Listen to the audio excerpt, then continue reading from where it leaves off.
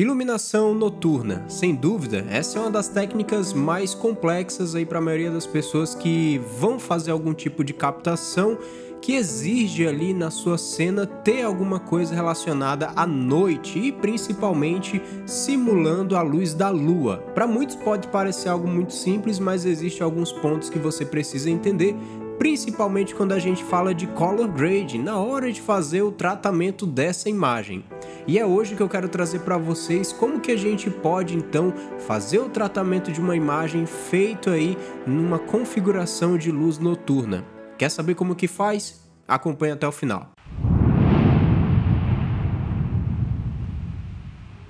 Ítalo Fortes aqui, seja muito bem-vindo a mais um vídeo da nossa série DaVinci Tips, e hoje é uma dica para você que quer fazer esse tipo de tratamento e quer até captar imagens noturnas, mas fica na dúvida como que faz esse processo de direção de fotografia e o nosso processo de pós-tratamento aqui, pós-produção, na verdade, que é o tratamento da imagem aqui no DaVinci Resolve. Existem alguns pontos que você precisa entender e um deles, principalmente, é como que o olho humano enxerga. Quando a gente fala de color grading, sempre eu bato na tecla para vocês aqui onde eu falo que direção de fotografia é fundamental para a gente apenas intensificar aquilo que ela já nos entrega aqui na pós-produção. Eu vou levar aqui em consideração que você fez a captação dessa imagem. Primeiro de tudo, certifique-se de que, como a gente tem uma câmera em nossas mãos e a gente precisa que ela enxergue aquilo que o olho humano enxerga, você primeiro precisa também entender como que o olho humano enxerga a luz à noite. Como a gente quer que essa câmera enxergue então a iluminação e tudo que acontece em uma cena noturna, como o olho humano enxerga, primeiro de tudo entenda que o olho humano enxerga a visão mesópica. E a visão mesópica nada mais é do que a capacidade que a gente tem de enxergar em níveis de iluminação intermediário. Ela fica ali entre a visão fotópica e a visão escotópica. Justamente essa capacidade que a gente tem, do ser humano em si, tem como perceber essa iluminação e a tonalidade de cor pelo fato de esses dois gráficos que eu mostrei para você no centro ser então a visão mesópica, e a mistura disso que nos faz enxergar aquele azul esverdeado, digamos assim. E é o que muitos confundem achando que a luz da lua emite essa luz azul, sendo que na verdade a luz da lua ela é amarelada. E a mescla que nos faz enxergar aí de forma mesópica é justamente porque nós pegamos características dos dois eixos de iluminação que a gente tem diurna e noturna, que vai gerar então aquela iluminação crepuscular, que é o que a gente enxerga nos filmes. O que para muitos parece ser apenas a tonalização azul desse gama, na verdade é a mistura do tom azulado, que acontece obviamente à noite nas suas sombras, com a mistura da iluminação da lua, que é um pouco quente, uma iluminação mais amarelada. Para isso, tendo todo esse entendimento, nós precisamos reproduzir isso para a câmera também. E durante o processo de captação, é importante que a gente dirija essa luz aí com modificadores de iluminação, ou se você quiser utilizar full time, assim, você quiser utilizar somente a luz da lua, você precisa criar um ambiente propício para que as sombras possam receber essa característica e você possa tratar isso na pós para que intensifique cada vez mais essa linguagem. E aí vou trazer vocês para minha tela agora para a gente entender como que a gente trata esse arquivo aqui na pós-produção que foi captado durante a noite e corrigir alguns problemas que acredito que vocês já devem ter cometido aí durante esse processo de tratamento. Vamos então para minha tela. Já aqui no DaVinci Resolve eu tenho várias imagens que eu fiz aqui de captação para a gente poder olhar e analisar. Eu já fiz o processo de color grade e a gente vai fazer meio que um breakdown aqui para vocês entenderem bem. Deixa eu entrar aqui já na aba de color. Nós temos aqui então nossa aba de color com alguns nós que eu utilizo assim no dia a dia. Essa é a minha árvore padrão de nós. Algumas coisas eu faço modificação, que foi o que aconteceu aqui. Já aqui na nossa primeira imagem, nós temos então um exemplo perfeito para aquilo que eu quero explicar para vocês. Quando a gente fala de divisão mesópica, nós entendemos que os níveis de saturação em uma iluminação mais escura, como a iluminação da noite, cai drasticamente.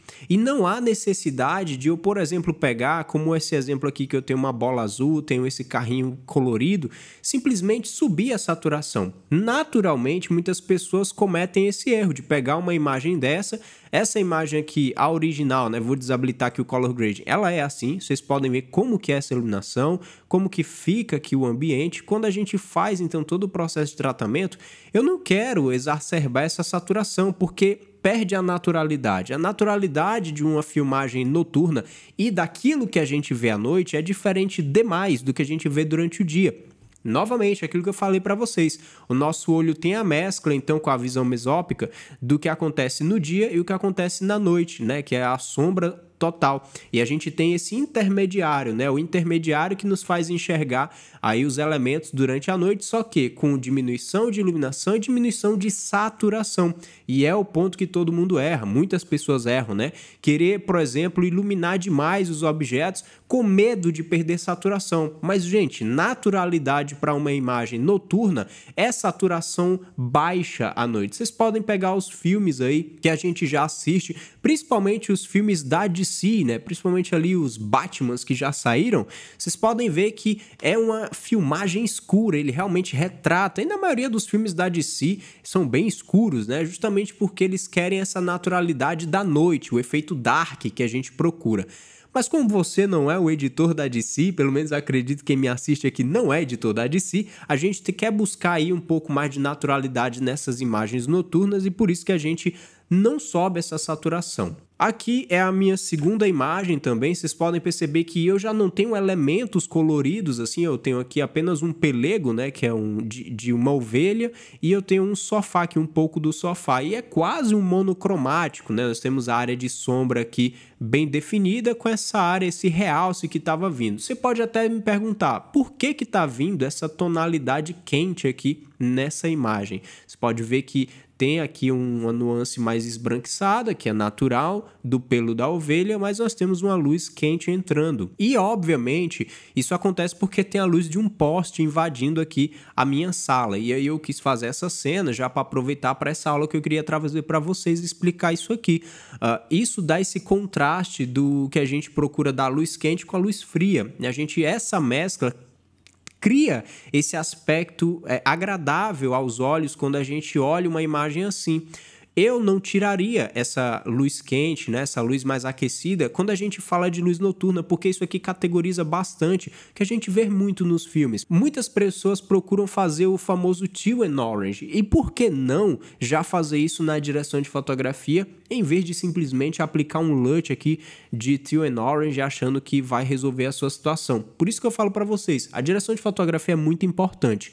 Eu não tenho controle sobre a iluminação da lua e muito menos controle sobre a iluminação do poste que invadia. Só que eu controlo os ambientes e os objetos que eu vou filmar. Por isso que no posicionamento dessa imagem eu tinha tudo ao meu favor para criar essa cena. Então a gente consegue criar essa cena mais harmoniosa com o tipo de iluminação noturna que a gente procura, né? A cena noturna. E fortalecendo cada mais a visão mesópica para a gente criar essa característica. Quem assiste jamais vai imaginar que isso aqui é uma iluminação diurna, né? Uma filmagem feita diurna. E aí, quando a gente adapta isso para você criar isso em uma filmagem noturna pela manhã, ou seja, você está ali no horário das 8 da manhã até as 5 da tarde, você quer criar uma filmagem noturna, aí sim a tua direção de fotografia tem que ser cada vez mais influente.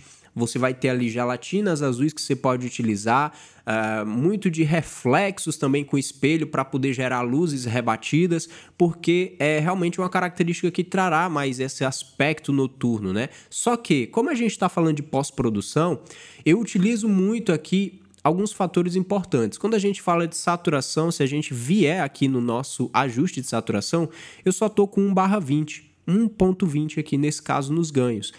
Quando eu utilizo em iluminações mais diurnas, que tem menos sombra e muito mais um trabalho de saturação, geralmente a minha saturação fica aqui por volta de 1.94. Olha como fica muito forte assim, e começa a vir algumas distorções aqui de cor. porque a cena não foi pensada para isso. A cena noturna, ela é uma cena de baixa saturação. Então, por isso que eu até mantenho aqui, ó, por volta de 1.20, essa casa de 1.20, 23, até 1.30 se torna tolerável. A partir daí, a gente começa a trazer aspectos indesejáveis, que é justamente ruído, né? Principalmente se a câmera, o sensor tem tanta baixa sensibilidade de iluminação, vai gerar mais ruído. E ruídos são pontos coloridos na imagem que, se você aumenta a saturação, mais ruído você vai deixar aparente na sua imagem. Então é uma forma até de mascarar o ruído quando a gente fala de filmagem noturna. Cuide muito em querer exacerbar a saturação. É o pior erro que você vai fazer. Até porque vai totalmente contra o que a gente fala da visão mesópica, que não tem saturação alta. Se você olhar as imagens, se você olhar, na verdade, a sua casa durante o período da noite, não é uma visão saturada. Você vai ter uma visão menos saturada. E a gente quer trazer esse realismo aqui na nossa filmagem. Eu vou para a próxima imagem aqui para a gente ver. Nós temos aqui então essa filmagem que eu fiz com a chuva caindo aqui. Vocês podem ver que eu não subo nível de iluminação, deixo a sombra o mais natural possível que estava sendo filmada, né? Óbvio que eu gravo com um ponto acima ou 2 pontos acima de iluminação, para que na hora da pós-produção eu tenha como trabalhar isso e não perder tanto, porque senão eu vou subir muito ruído, vou ter muito problema aqui de pós-produção. Apesar de estar gravando na maior qualidade que a minha Blackmagic oferece, que é o B-Raw 3.1. Mas mesmo assim eu consegui manter os aspectos que eu queria. Não é uma câmera da Sony que enxerga no escuro, e eu gosto bastante disso pelo fato de que eu quero esse aspecto mais escuro mesmo na minha imagem, né? Eu poderia muito bem vir aqui, já tá em ISO 3200, subir para um ISO 4000, subir para um ISO 5000, só que olha o tanto de ruído que eu já acabo trazendo. Então para mim é algo que eu acho realmente destrutivo, né? O processo de edição já é destrutivo, e ainda mais destruir a imagem da minha câmera, eu acho que não é interessante. Então por isso que eu mantenho aqui no que eu gravei, que era 3200, já consegui a imagem que eu queria. E eu tenho outras cenas também que eu gravei.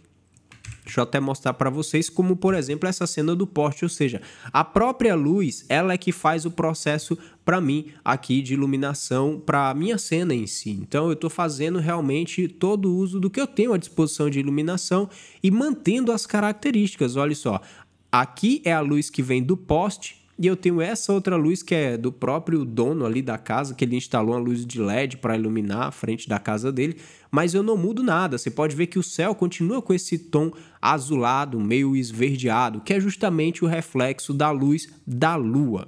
Se a gente for passar aqui de novo, eu tenho essa imagem que aí sim, ela vai fugir um pouco das características que a gente acabou de comentar, porque eu tenho uma saturação mais exacerbada. Mas por quê? Porque aqui eu tenho uma luz extremamente forte que já traz isso para mim. Toda essa região mais centralizada da imagem vai ter mais saturação? Vai, porque a luz está bem focada aqui, uma luz bem intensa. Só que se você perceber, quando a imagem vai indo para as bordas, que é o que a gente tem aqui, uma imagem mais nas bordas, onde possui menos saturação, é pelo fato das sombras já estarem mais realçadas. Apesar dessa iluminação centralizada mais forte, as sombras se mantêm dessaturadas ou quase dessaturadas nas bordas da nossa imagem. É isso que eu quero que vocês entendam. Eu não vou subir saturação e aumentar mais aqui esse aspecto na minha imagem, porque não há necessidade. Eu quero a realidade acontecendo. E esse é o nosso papel quando a gente fala de color grading, galera. Não é criar algo irreal, né? Não é distorcer o que foi fotografado. A gente precisa manter e intensificar o que foi fotografado. Então, eu quero que vocês saiam desse vídeo aqui com essa consciência. Não estou mostrando para vocês técnicas de color grading, até porque aqui é uma teoria que vocês podem aplicar em qualquer color grading. Inclusive, se você usa o Premiere e está assistindo esse vídeo, você pode aplicar isso aqui facilmente. É só você ter entendimento de não exacerbar a iluminação. Se eu vier aqui, por exemplo, 3200 jogar para 5000, para mim, não é isso que a realidade estava sendo fotografada no momento. Eu já estou com 3200 aqui alto. Se eu vier aqui na minha base, que é o nó de base, vocês podem ver que eu não mexi quase nada, olha só. Aqui eu sempre deixo habilitado somente a curva Y, que é de luminância. Vocês podem ver que aqui é muito suave a minha curva, justamente para eu manter a iluminação que foi fotografada. Então, a gente já tem esse tipo de aspecto mais noturno aparente. Inclusive, a minha temperatura de cor também é diferente. É 4.500. Se eu boto isso aqui para 5.600, que é a luz do dia, olha como a gente distorce a imagem, fica um negócio sem característica de imagem noturna. A gente já esquentou tudo e não é esse aspecto que a gente quer. Então, a gente mantém aqui, por exemplo, o 4.500, que é justamente o aspecto de balanço de branco que eu fiz, que deixa o nosso branco correto. Claro que eu tenho aqui no Film Look alguns looks que eu criei e tal, mas a gente já deu uma melhorada nessa imagem com todos esses nós e é o que a gente consegue chegar no final, sem agressividade no ajuste, trazendo cada vez mais a realidade para a nossa imagem de vídeo final. Eu sei que para muitos isso aqui é um conceito muito teórico, parece ser básico e fácil de entender, mas muitos não fazem isso e por isso que eu achei interessante trazer esse tipo de vídeo para que você tenha consciência durante o seu trabalho de color grade, né? A não ser que seu cliente esteja pedindo alguma coisa fora da realidade, aí tudo bem, você vai às vezes fazer isso, mas pelo pedido do cliente em si, da forma como ele quer. Mas se a gente está buscando um color grade que respeita a nossa direção de fotografia e que traz essa imagem mais natural e não a imagem toda plástica, distorcida, essa é a forma que você procuraria fazer o seu color grade. Se você tem mais dúvidas, se você tem algo a acrescentar, deixa aqui nos comentários. Eu te agradeço muito você que assistiu esse vídeo até aqui. Nos vemos no próximo vídeo. Valeu, tchau!